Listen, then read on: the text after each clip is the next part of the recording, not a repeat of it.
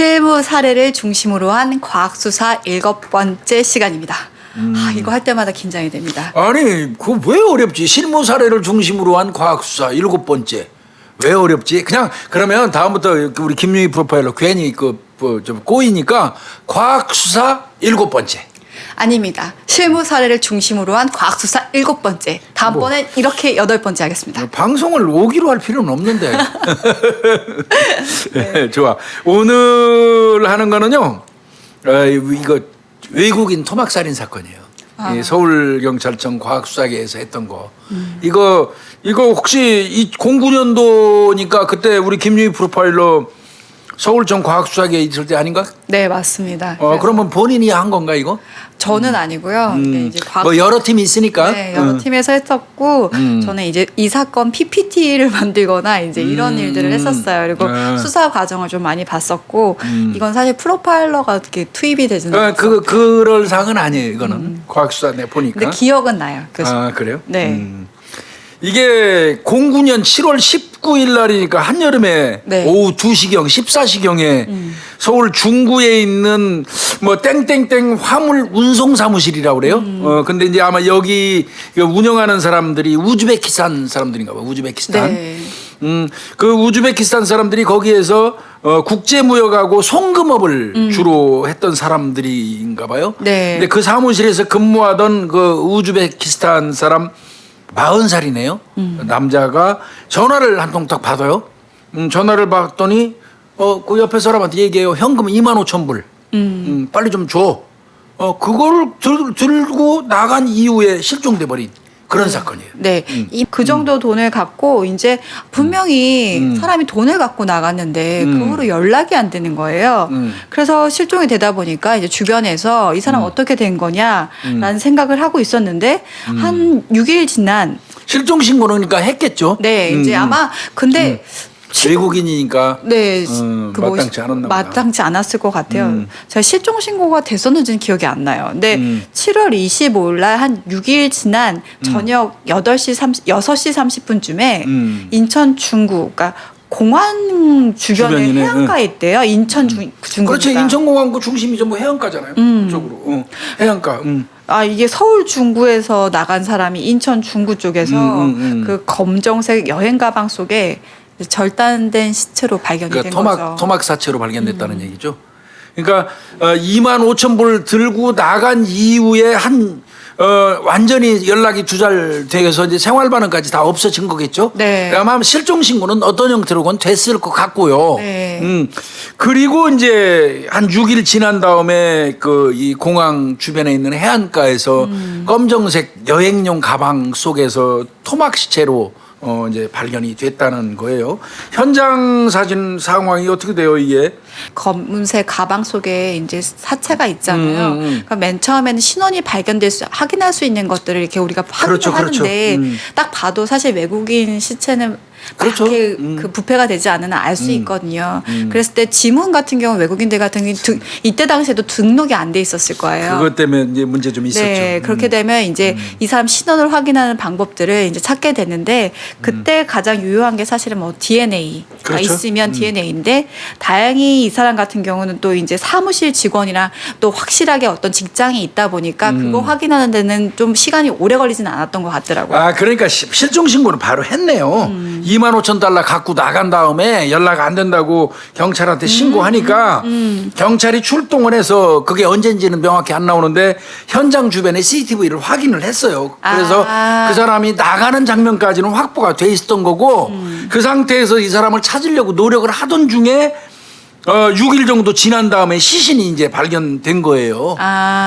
그러니까 이게 내가 생각할 때는 25,000달러 들고 나간 이후에 연락 안 되는 거, 생활 반응 없는 걸로 봐서 경찰에서도 불길한 예감이 있었나 봐요. 그래서 피해자 집에도 가가지고 피해자 집도 찾아보는 한편 뭐 일기라든지 이런 것도 볼 수 있겠죠. 그런 한편 또 나중을 생각해서 그 칫솔 그다음에 머리 빗는 빗 이런 거는 그 경찰이 수거를 해 국과수에 의뢰를 해서 DNA는 확보하고 있었던 것 같습니다. 그리고 또 이 사람 같은 경우는 외국인 실종이 이미 되어 있기 때문에 사실 어느 곳에서 실종된 외국인이 발견이 되면 찾게 되면 사실 그런 부분들을 우리가 검색을 해볼 수 있는 부분들이 또 있다 보니까 DNA라든지 이 그런 거 사람 뭐 챙겨놓은 거 다 챙겨놓은 것 같습니다. 그러던 중에 이제 그 시신이 발견된 거죠. 네. 근데 인천공항 주변 해안가에서 이제 발견이 되다 보니까 이게 경찰이 아니라 해양 경찰서. 그렇죠. 해양 경찰이 사체를 수거하죠. 네. 그리고 이제 병원으로 이송을 해서 봤더니 7월이니까 교수님 또 바다에 떨어져 꽤 된 있어요. 거네요. 네. 이미 부패가 되게 많이 진행 중이었고요. 얼굴 같은 경우는 이제 거인화 현상 이게 이제 우리가 사천왕상 현상이라고 네, 부패돼서 이렇게 기포들이 막 올라와서 빵빵해진 얼굴인데요. 대신 아마 머리 색깔이라든지 이국적인 특징이 있어서 한국인은 아닐 거란 생각은 했을 거예요. 근데 이제 감식 과정에서 보니까 얼굴에 아마 비닐을 씌웠던 것 같아요. 그리고 이제 그러니까 비닐 씌운 상태에서 목 쪽에다가 꽉 묶어놓은 것 같습니다. 그러니까 호흡 곤란했겠죠. 근데 네. 이제 아마 살해한 이후에 얼굴 못 알아보게 묶어놓은 것 같기도 하고. 그리고 이게 부패액이 코랑 입에서 많이 나오다 보니까 이제 그 할 때 그 유기할 때 보통 아는 사람들 같은 그렇죠. 경우는 묶어서. 이제 묶어서 하는 경우가 있더라고요. 이 사람 정수리 부분에 이 머리 꼭대기 부분에 둔기로 함몰됐더라는 거예요. 그러니까 내가 볼 때는 그 아마 직접 사인은 이걸 것 같은데 거기다가 이 목 부위에 또 깊은 자창이 있다. 이건 정확한 살해 의도네요, 교수님. 그렇죠. 뭐 네. 둔기로 때려서 기절시켜 놓고 목 찌르고 그런 거고요. 네. 토막을 했어요. 네, 토막을 해가지고 이제 그 검은 가방 안에는 근데 허벅지 밑으로는 이제 아마 없었던 발견을 못한 것 같아요. 그리고 부패는 굉장히 많이 진행된 상태였다고 합니다. 그러니까 이제 아마 저 해경은 그 사람 인적상 뽑고 뭐 이제 그 준비하느라고 하는 과정에서 심스 프로그램. 이제 심스가 뭔지 우리 저 구독자님들은 모르실 거예요. 경찰에서 네. 사용하는 심스, CIMS, 심스 프로그램 이게 있는데 이건 이제 전국 각지에서 발생하는 모든 사건이 그 심스 프로그램에 깔려요. 네, 그러니까 본인이 사건이 발생을 해서 사건 담당자가 그거에 대해서 일일이 다 하나하나 입력을 해요. 사건 접수를 해서 입력을 하는데요. 그래서 우리가 뭐 어떤 데는 실종 사건이나 올라올 때가 있고 또 어떤 사람들은 뭐 이런 걸 찾아보려고 하는 경우가 있잖아요. 우리가 사실 모든 사건들이 막 다다다다닥 매칭이 되는 게 아니고요. 담당 형사가 일일이 사건을 다 찾아봐야 되는 경우가 되게 많아요. 이랬을 때 심스를 많이 활용하고요. 저 같은 경우도 옛날에 저희가 프로파일링 이제 자료 자체가 그렇게 많지 않다 보니까 그 심스에서 유사 사건 같은 것들 발생했던 유사 사건들을 이제 찾아보면서 맞아. 이런 우리가 사건 해결을 하거나 수사 단서를 찾을 때 굉장히 도움이 많이 됐던 거예요. 여죄 수사하는 거는 심스를 통해서 거의 다 합니다. 형사들이. 이제 이를테면 내가 도둑놈을 하나 잡았어요. 근데 이놈이 절대 초보만 아니야. 그 도둑놈 치고는 굉장히 이 지능적이고 그렇다면 이놈은 이것 말고도 또 있을 거다. 네. 그러니까 요놈의 그 이 절도 수법하고 유사한 형태가 전국에서 아직 그 해결하지 못한 게 몇 건이나 있는지 그걸 유사 검색을 해서 들어가서 봐요. 네. 뭐 보면 우리가 침입 수단이라든지 범행 도구라든지 그렇지. 그다음에 도주를 할 때 어떻게 도주하느냐 이런 방식들 우리가 얘기한 수법이에요. 사실 심스 같은 경우는 맞아요. 수법이 크리피스라고 또 따로 있는 크리피스 맞나요, 교수님? 맞아요. 따로 있는데 그거 말고도 심스에는 여러 부분들이 또 입력이 되어 있기 때문에 여죄 수사를 찾을 때 굉장히 도움을 많이 그래 받아요. 심스 프로그램 그 스피드 수배 같은 거 이런 거 있거든요. 이제 그런 거를 많이 이용하고 하여튼 여죄 수사는 심스를 통해서 우리가 많이 해결한다는 거. 근데 요번에도 보니까 해경하고 이제 아무래도 이제 우리 일반 경찰 육경이라고 그러잖아요. 네. 육지 경찰과 해양 경찰하네요. 해경하고 육지 경찰은 연계가 잘 안 돼요. 심스는 같이 사용하지만 그러다 보니까 잘 이제 그 소통이 안 되는 건데 심스에다가 해경이 올리긴 올렸죠. 네. 어떤 거 올렸고 발견 외국인 변사자 토막살인 그 자료를 올린 거야. 해경이. 근데 그거를 꾸준히 우리 저 육지 경찰이 찾고 있었어요. 확인하고 있었어요. 그러다가 딱 맞아 떨어진 거지 뭐예요. 지금 우리도 외국인 당한 거를 찾고 있는데 죽었는지 살았는지 모르고 있는데 해경에서 토막 변사 사건을 발견했다고 심수에 올렸단 말이야. 근데 외국인이야. 외국이냐. 그러면 이거 혹시 이 사람 아니야?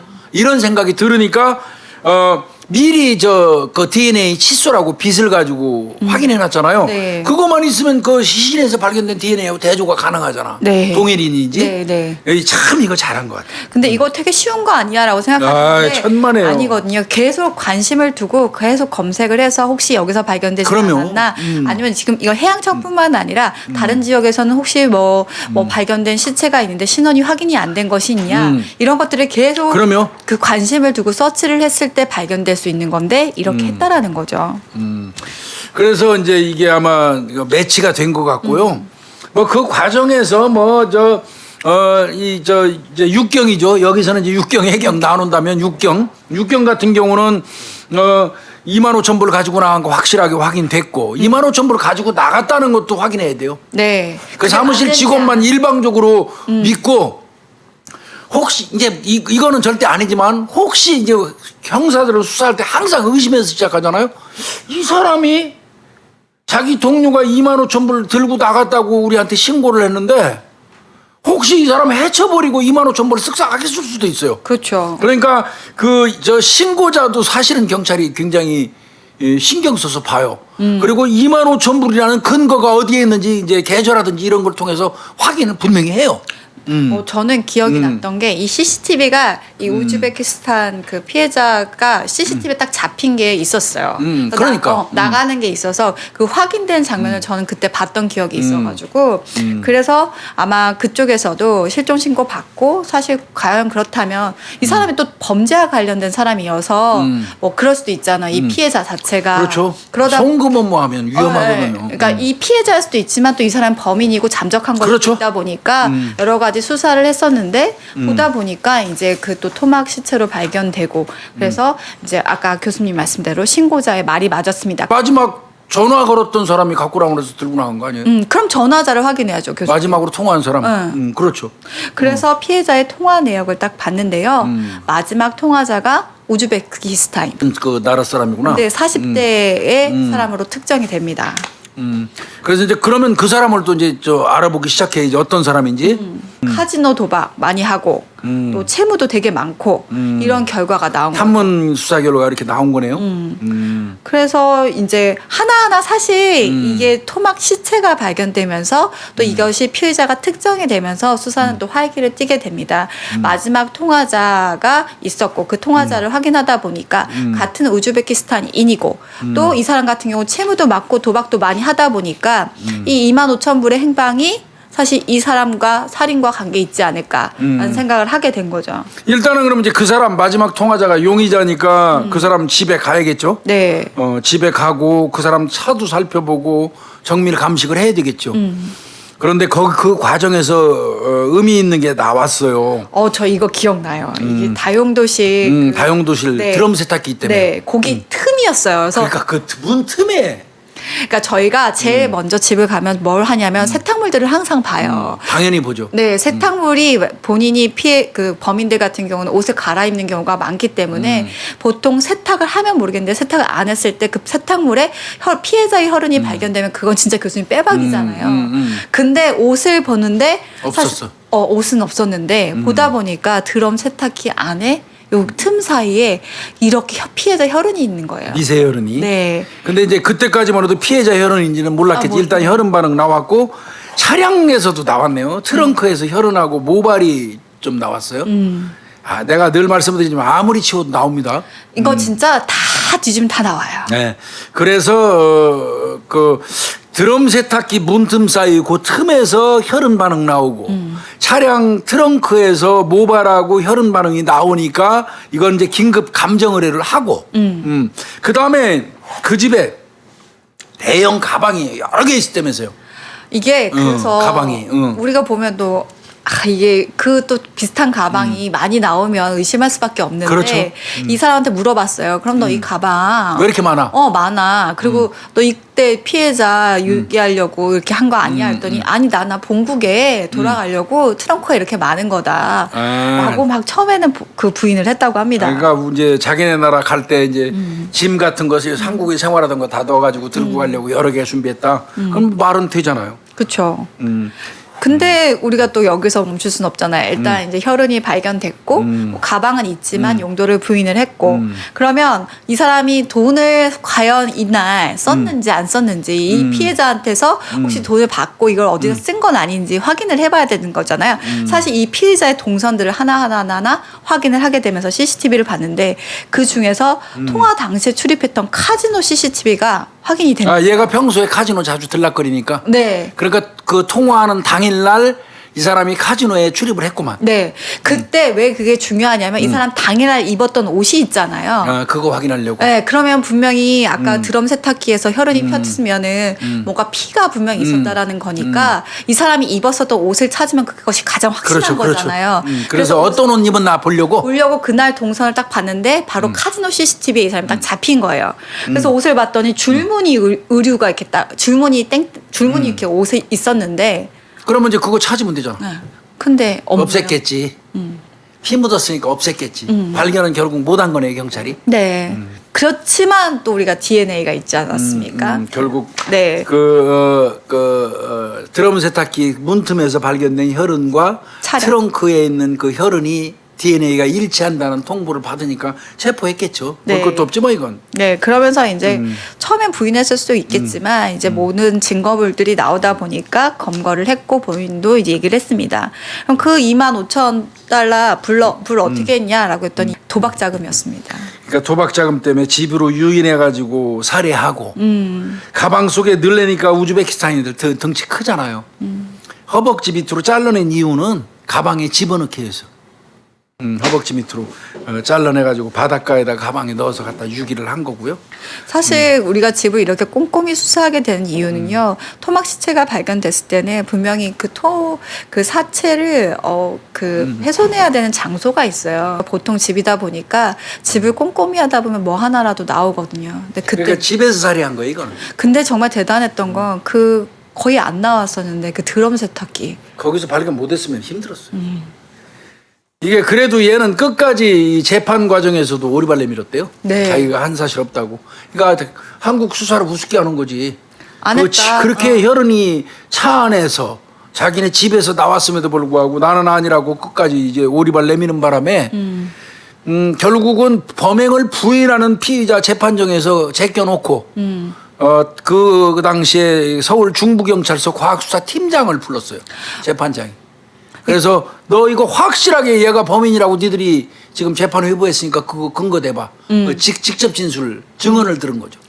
실제로 뭐 이게 맞냐, 니네들이 제대로 채취한 게 맞냐라고 그때 현장에 나갔던 과학수사 팀장을 이제 부른 거죠, 사실. 증언을 하게 되는 거예요. 증인으로 나가서 한 5만 원 차비 받고 가서 증언했네요. 네, 저희 나가시는 분 재판에 증인으로 가면 5만 몇천 원 줘요. 네, 근데 저는 한번 불렀었거든요. 근데 저는 안 나갔었어요. 나가야지. 노는이 뭐예요? 벌어야지 돈. 저 그때 너무 한 2년 차 땐가 그래가지고 너무 쫄아서 겁이 못 갔어요? 나가지고 못 갔어요. 판사들은 그래서 사유서 써가지고 보냈었어요. 대신 그 결과 보고서 쫙 해가지고. 내가 보니까 별로 도움이 안 돼. 그런 건 적극적으로 나서서 말이야. 수사관이 어필도 하고 그 법정에서 수사 과정에서 어려운 것도 설명도 좀 하고 하긴 난 뭐 그 얘기 하다가 쫓겨나기도 했다만 뭐 좋아요. 하여튼 중부경찰서 과학수사팀장이 이 피해자 혈흔을 채취한 과정을 낱낱이 증언을 했어요. 그 다음에 이제 이 감식 결과 같은 거 이렇게 법정 증언을 2시간 넘게 했다고 그러네요. 와, 그럼 되게 꼼꼼하게. 엄청 꼼꼼하게 아마 한 것 같아요. 그리고 나서 결국 징역 15년 떨어졌어요. 네. 그러니까 우즈베키스탄 사람이 자기 동족 우즈베키스탄 사람을 살해한 그런 사건인데 징역 15년 줬는데 과연 사람 살해하고 강도 살인이거든요, 이거. 그리고 저는 이게 사체까지 훼손하고 훼손하는데 15년 글쎄요.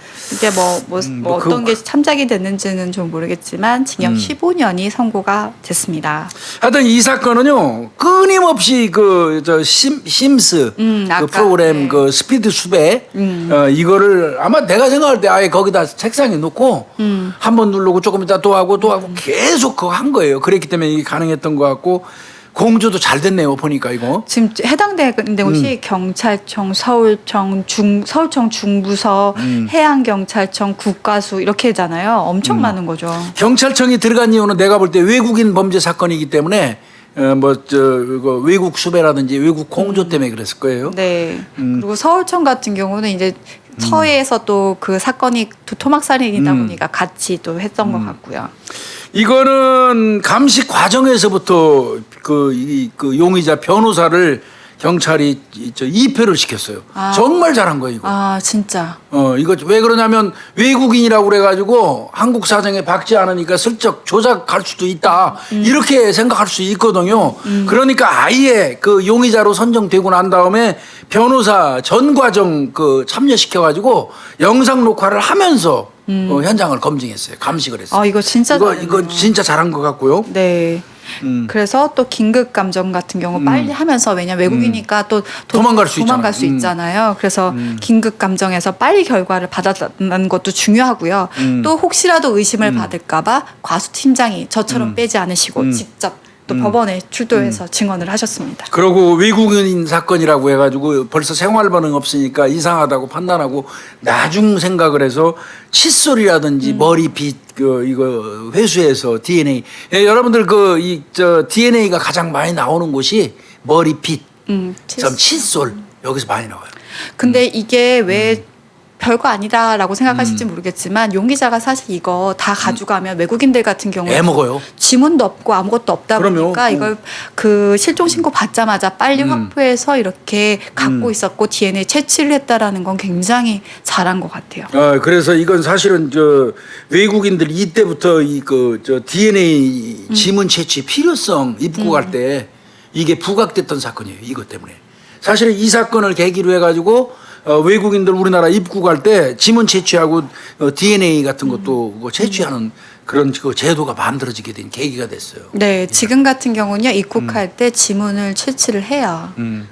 근데 좀 아쉬운 부분은요, 사실은 1차 주거지 감식할 때는 피해자 혈은 못 찾았었어요. 2차 할 때 창문 틀하고 세탁기 문 쪽 그 틈에서 혈은 찾은 겁니다. 그래서 처음에 못 찾았어요.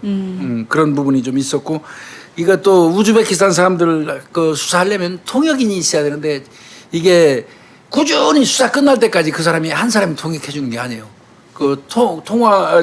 통역해달라고 그 우즈베키스탄 그쪽에다가 연락을 하면 오늘은 이 사람 보내고 내일은 저 사람 보내니까 처음부터까지 다시 설명해 줘야 돼요.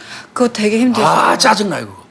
저도 면담을 갔는데 한국인이라서 갔더니 이게 교포인 거예요. 그래서 외국에서 너무 오래 살아가지고 영어를 섞어서 영어를 하니까 한국어를 거의 못하니까 담당 수사관님이 너무 힘들었다고 그러면서 저희도 면담하는데 계속 영어를 쓰는 거예요. 와, 그때 영어의 필요성을 다시 한번 느꼈잖아요. 삼중 통역 해봤어요? 전 안 해봤어요. 삼중 통역 얘기 좀 할까요? 네. 필리핀 여성들이 E6 비자, 예술 흥행 비자로 해가지고 우리나라에 최창기에 막 들어올 때 있었어요. 그 사람들 예술 흥행 비자가 뭐냐면 DJ, 댄서, 싱어 뭐 이런 거 정도로 필리핀 정부에서 우리나라 프로모션 하는 친구들이 그걸로 가, 필리핀으로. 마닐라 같은 데서 한국에 가서 싱어나 DJ나 댄서 할 사람 모집을 하면 구름처럼 몰려온대요. 그 중에서 쓸만한 사람 딱 추려가지고 이제 모든 비용을 먼저 이제 제공해주고 그 여성들을 데리고 와요. 근데 그 여성들이 실제로 우리나라에 와가지고 DJ 하거나 싱어 하거나 댄스 하는 건 없어요. 대단히 불행하게도 기지촌 지역에 특수관광을 외국인 미군 상대로 하는 홀 같은 데 가서 서빙 형태로 일을 해요. 더 나아가서는 매춘까지 이어지는 경우 있어서 단속을 많이 했었는데, 한 아가씨를 이제 프로모션 하는 친구들, 프로모터, 나쁜 짓 하는 친구들 아니에요. 그 친구들을 검거해서 처벌을 하려고 여성의 진술을 받아야 되는데 다갈로어를 쓰는 거야. 필리핀 사람들은 거의가 영어 어느 정도 하잖아요. 근데 필리핀 내에서도 아주 섬 지역에서 온 친구들은 아직 영어 못하고 원어 다갈로어를 쓰는 사람들이 있어요. 다갈로어를 쓰는 거예요. 영어를 안 하고. 그래서 이제 이중 통역해야 되는 거야. 다갈로어 쓰는 분. 그 여성을 앉혀놓고 내가 질문을 하면 이 옆에 앉아 있는 영어를 쓰는 그 직원이 있어요.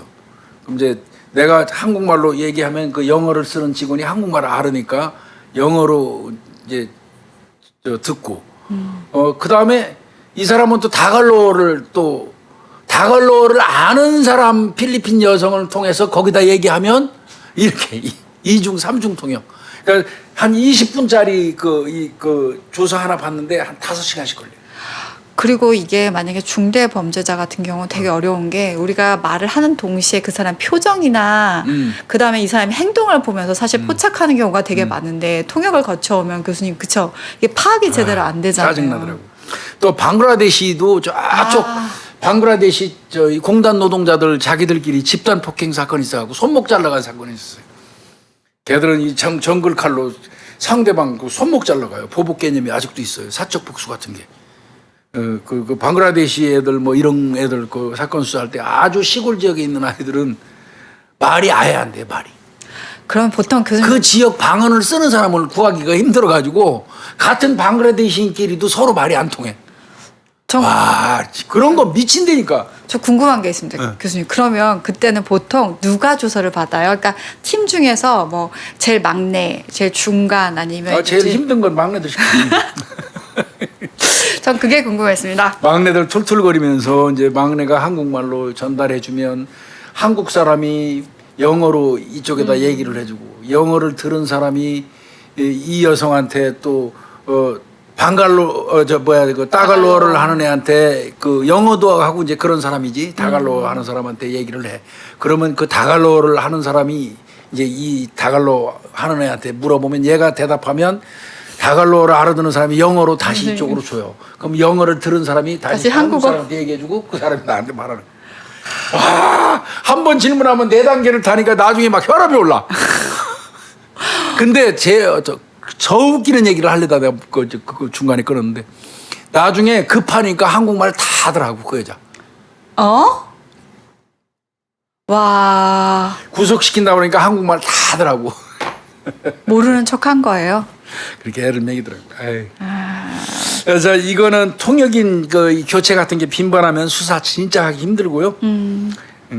그리고 또 트렁크에서 모바일 발견한 것도 2차 감식 때네. 그러니까 1차 감식 때는 사실 잘 안 나왔고 2차 감식 때 근데 그건 또 저는 그 이유가 있는 것 같아요. 1차 감식 때 사실 이렇게 좁혀나가면서 진짜 이 넓은 거 다 하거든요. 그래서 1차 때 발견이 안 되는 경우도 종종 있는데 그래도 2차 때 꼼꼼히 하고 안 했던 부분들도 하다고 보고 들여다보다 보니까 2차 때는 발견하게 된 거예요. 결국은 우리가 편의상 1차, 2차 감식을 나누지만 어떻게 보면 수사 과정 한 묶음이에요. 네. 1차 한번 싹 훑었다면 2차는 정밀하게 하는 거고. 그래서 결국 그래도 하여튼 감식의 어떤 그 중요성, 그 세심함 이런 게 요구된다는 거는 분명히 얘기할 수 있겠죠. 외국인 사건은요. 이 사건하고 관계없이 아까 얘기하던 거 마저 한번 해볼까요? 네. 저쪽 그 경기도 저 북쪽 지역에서 내가 그 강력 그때 형사계장 했던 것 같은데 형사계장 할 때인데 태국 사람하고 캄보디아하고 베트남은 사이가 아주 나빠요. 그런데 태국하고는 인접해 있어서 그런 대로 괜찮아요. 근데 이제 아마 이 공단에 이렇게 이제 있는데 그 공단에 공장이 중소공장이 엄청 많은데 전부 다 불법 무허가야. 그러니까 왜 그러냐면 점령을 해버렸어요. 이 한센병 걸린 분들이 한센병 음성 걸리신 분들이 그냥 마구제비로 점령을 해버려가지고 거기다가 막 그 공장 때려치고는 막 그냥 세를 줘버린 거야. 그래서 원래는 다 철거해야 되는데 철거하러 가면 그분들 다 나타나가지고 막 속수무책으로 덤비니까 시에서도 이러지도 저러지도 못하는 그런 지경에 처한 그런 동네가 있어요. 말로만 그 공단이지 지방자치단체에서 인정하지 않은 공단이에요. 거기 그 중소 공장에는 이제 이 캄보디아 애들하고 태국 얘들이 많이 근무해요. 그러니까 각각 다른 나라에서 왔는데 공장에서 있다 보면 마찰이 있죠. 그렇죠. 하루는 그 태국 아이들이 아마 캄보디아 아이를 한번 뒤지게 팼나 봐, 한 사람을. 그러니까 캄보디아 아이가 얻어맞았잖아요. 자기 이제 이심전심으로 전화 연락 다 했어요. 경기도 광주에서도 오고 하남에서도 온 거예요. 전부 캄보디아에서 온 사람들한테 나 태국 애들한테 집단 폭행당했다. 그러니까 그 얘기를 듣고 캄보디아 애들이 전국에 있는 그 공장에 있는 애들이 다 모여들어가지고 앞장서서 이 때린 그 태국 아이를 끌고 갔어. 그래갖고 새벽에 집단 린치하고 난 다음에 요 손목을 요 손목 요만큼만 잘라갔어요. 그 신고를 받는데 미치겠더라고. 현장 가보니까. 그리고 그놈들은 태국 캄보디아들은 다 사라졌어. 없고. 그러니까요. 그 찾기도 자, 어렵게 하여튼 해가지고 찾았어요. 뭐 그 과정 아주 지난하지. 찾아가지고 우리가 중요한 거는 빨리 그 잘라간 손. 손목이니까 아주 그때 손목에다 손목. 요만큼 요 주먹 있는 부분 요거만 가지고 왔으니까 우리가 그 잡아서 했더니 인천 쪽에 있는 어디에 그 공장에 다닌다고 그래서 그놈을 들어가갖고 잡아서 걔가 기거하는 집에 갔더니 이 그 저 재래식 집인데 다락방이 있더라고. 다락방. 다락방에다가 신문지로 둘둘둘 싸가지고 상자에 넣어놨어요. 손목을. 그래서 그거 찾아왔는데 이미 다 뭐 부패가 진행되고 그래가지고 이제 그 접합하지는 못했는데 증거물로는 찾은 거죠. 정글카라고. 그래서 내가 아니 세상에 이런 짓들을 왜 할까 하고 알아봤더니 문화예요, 문화. 그쪽에서는 사적 복수를 하면서 어떻게 보면 자기들이 정복하면 손목 잘라가거나 잘못한 쪽을 이러는 뭐 그런 게 또 암암리에 통용이 되는 모양이더라고요. 옛날에 임진왜란 때 우리 귀 잘라가고 코 잘라가고 하는 것처럼 뭐 거기도 손목 잘라가는 그런 그게 있더라고요. 그래서 기분 더럽게 나쁘더라고. 다락에서 발견해갖고 열어보니까 손목만 이렇게 퍼렇게 있는 거 발견해고 그랬던 적이 있는데 하여튼 외국인들이 우리나라 와가지고 문제되는 것들 꽤 많죠. 네, 저는 이거 딱 보면서 사실 정말 어떻게 보면 그 외국인 수사를 할 때 정석을 딱 밟았다라는 생각이 들어요. 이거 제대로 했어요. 네. 제일 먼저 신원이 확인이 되지 않는다고 했을 때도 뭐 주변 사람들 진술 확보해 놓고 그다음에 DNA 집에 가서 DNA 확보하고 그다음에 혹시 어디서 발견되지 않을까 계속 심수 염색하고 네, 스피드 수비하면서 계속 이 공조 수사를 또 같이 잘했던 것이 어떻게 보면은 수사의 진짜 기본과 기본인데 아주 잘한 수사. 그래서 혹시 이런 수사를 하실 기회가 되시는 수사관들 같은 경우는 참고하셨으면 참 좋겠어요. 이거는 그 모범 사례 수사예요. 네, 교수님 오늘 교수님을 통해서 문화 이런 거 또 삼중 그 통역 이런 거 좀 잘 들어봤습니다. 네, 수고했어요. 네, 수고하셨습니다.